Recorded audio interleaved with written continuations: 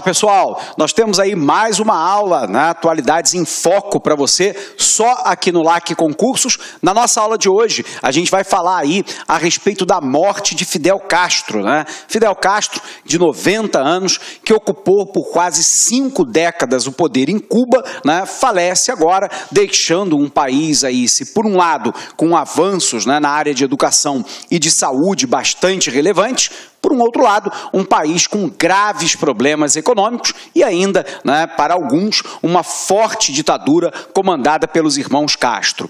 Então vamos lá, vamos tentar entender um pouquinho dessa questão. Primeiro, para a gente poder tentar entender a relevância de Fidel Castro, para o bem e para o mal, e aqui não importa, né, qual é a conotação política que você dá à morte de Fidel Castro, é importante que a gente entenda que antes do século XX, e aí até 1959, Cuba, na verdade, era quase que um protetorado dos Estados Unidos. Os Estados Unidos auxiliou Cuba, que foi um dos últimos países da América Latina a alcançar a independência. E em virtude desse fato, os americanos consideravam que Cuba era uma extensão não oficial do território norte-americano. Tanto que, lá, né, no finalzinho do século XIX e início do século XX, os Estados Unidos conseguiu o impensável, né, que foi, abre aspas, o aluguel de um território dentro de Cuba, na Baía de Guantánamo, onde os Estados Unidos montou uma base militar. Essa base militar faz parte de uma estratégia norte-americana que nós chamamos de Big Stick, ou seja, fale baixo e ande com um porrete do lado. O porrete, né, é exatamente a presença militar norte-americana na área do Caribe e do Atlântico Sul. Lembre-se você que Cuba, desde 1959, quando Fidel Castro assume o poder, Cuba pede a saída dos americanos do seu território. No entanto, esse contrato de aluguel, né, com Cuba, ele foi feito de maneira a ferir todos os tratados internacionais. Primeiro, ele não tem prazo de validade. Segundo, ele não pode ser quebrado com a anuência, né, sem ser com a anuência das partes, e os Estados Unidos não quer quebrar, bem como ele prevê lá o pagamento, né, de aproximadamente $4.500 ao ano, a Cuba, que Cuba não recebe desde 1959, não reajustável. Então essas condições são condições absolutamente aviltantes. Os Estados Unidos mantêm uma base militar em território de um país soberano, sem o desejo desse país soberano.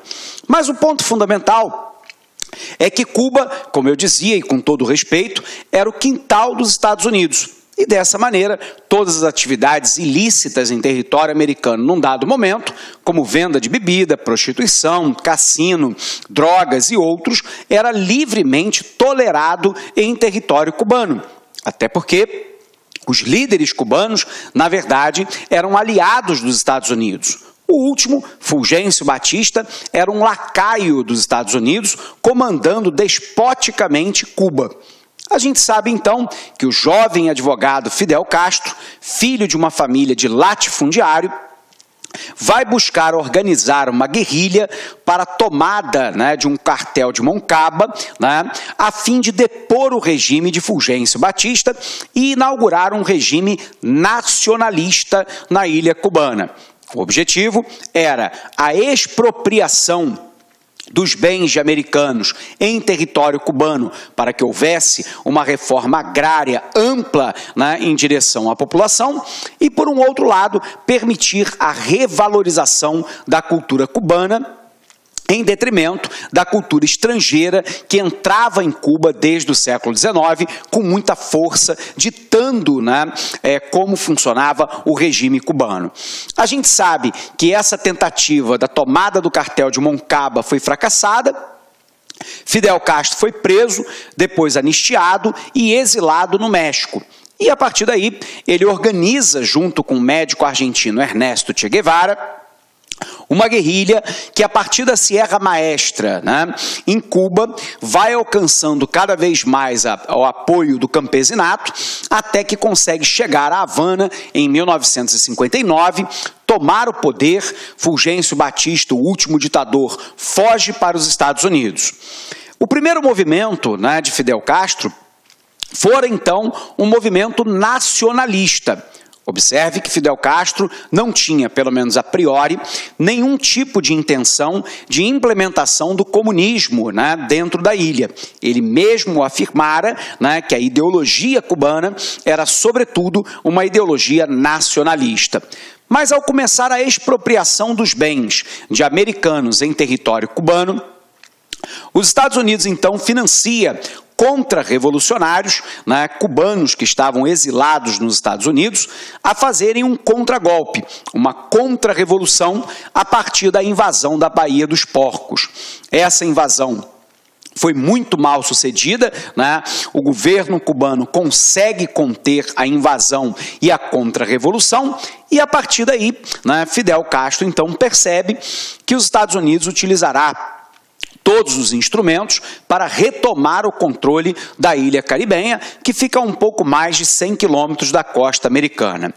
Cuba, então, busca uma aliança estratégica com a União Soviética. Naquele momento, é importante a gente lembrar, final da Segunda Guerra Mundial, de 1945 a 1991, o mundo vivia a bipolaridade, a divisão em duas grandes esferas de influência, né?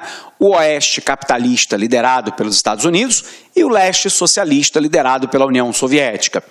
Quando Cuba busca apoio político, financeiro, né, e militar da União Soviética, é porque o líder cubano temia uma invasão norte-americana ao seu território. Por um outro lado, para a União Soviética, era muito interessante transformar Cuba numa vitrine do socialismo em pleno século XX, né, ali na entrada do território americano. Resultado, durante um longo período, né, que vai lá de meados da década de 60 até 1991, a União Soviética forneceu apoio político, militar e econômico ao regime cubano. A gente sabe que há um ponto de inflexão nessa trajetória, quando lá, na década de 1960, aviões espiões dos Estados Unidos descobrem que a União Soviética estava implementando silos de mísseis nucleares em Cuba para um possível ataque nuclear aos Estados Unidos. Como a proximidade de Cuba é muito grande, um míssil disparado de Cuba entraria em 5 minutos no espaço aéreo norte-americano. Os militares americanos queriam imediatamente a invasão de Cuba. O presidente Kennedy, John Fitzgerald Kennedy, sabia, no entanto, que se Cuba fosse invadida, a União Soviética retaliaria invadindo um país capitalista qualquer, e isso poderia ser o estopim da Terceira Guerra Mundial. Para evitar que isso ocorra, Kennedy determina um embargo aéreo e naval a Cuba para impedir que os mísseis nucleares cheguem, e nos bastidores da ONU negocia com o então premier soviético Nikita Khrushchev, né, um acordo onde os Estados Unidos retirariam, né, os mísseis nucleares da Turquia apontados para a União Soviética, e a União Soviética, né, não implantaria os mísseis nucleares em Cuba. O acordo foi acertado, os Estados Unidos retiraram o embargo aéreo e naval, no entanto, mantém até o dia de hoje um embargo comercial, né, onde no auge da Guerra Fria não comprava, não vendia nada para Cuba, fazia sérias restrições ao que os aliados americanos vendessem ou comprassem qualquer coisa de Cuba, buscando isolar a ilha. A gente sabe que Fidel Castro vai aproveitar o apoio soviético e fará avanços com uma reforma agrária, promovendo uma distribuição mais equitativa da terra dentro de Cuba. No entanto, essa reforma agrária não se fez acompanhar de uma reforma agrícola, né? De máquinas, equipamentos, ferramentas, sementes melhoradas, né, defensivos agrícolas, fertilizantes artificiais, organismos geneticamente modificados e outros que poderiam aumentar significativamente o nível de produtividade do campo em Cuba. Resultado, eu fiz uma reforma agrária, mas não fiz uma reforma agrícola e Cuba ainda é dependente da importação de uma série de elementos, inclusive gêneros alimentícios. Por um outro lado, Cuba não conseguiu realizar uma revolução industrial. O país não se industrializou e o resultado é uma forte dependência de produtos industrializados e importados. Por um outro lado, houve avanços significativos na saúde, na educação e até a década de 1990 nos esportes, né? No entanto, em 1991, nós sabemos que a União Soviética deixa de existir e, com isso, as dificuldades, né, econômico-financeiras, né, e políticas em Cuba se agravam. E, diante desse quadro, Fidel Castro é acusado, né, por parte dos exilados cubanos em território americano e parte, né, daqueles que discordam do seu governo dentro do próprio país, de ser, na verdade, um ditador. Ele permaneceu 49 anos no poder. Dentro de Cuba só existe um único partido político, que é o Partido Comunista Cubano. Não há eleições diretas dentro do país, você vota em candidatos pré-aprovados pelo próprio Partido Comunista. Não há liberdade plena de expressão. Não há, até bem pouco tempo atrás, a liberdade de ir e vir. Cubanos, por exemplo, não podiam deixar o país sem autorização do governo. Ainda hoje há sérias limitações para que isso ocorra. Até bem pouco tempo atrás, Cuba não permitia a compra e venda de imóveis, a livre iniciativa privada e por aí vai.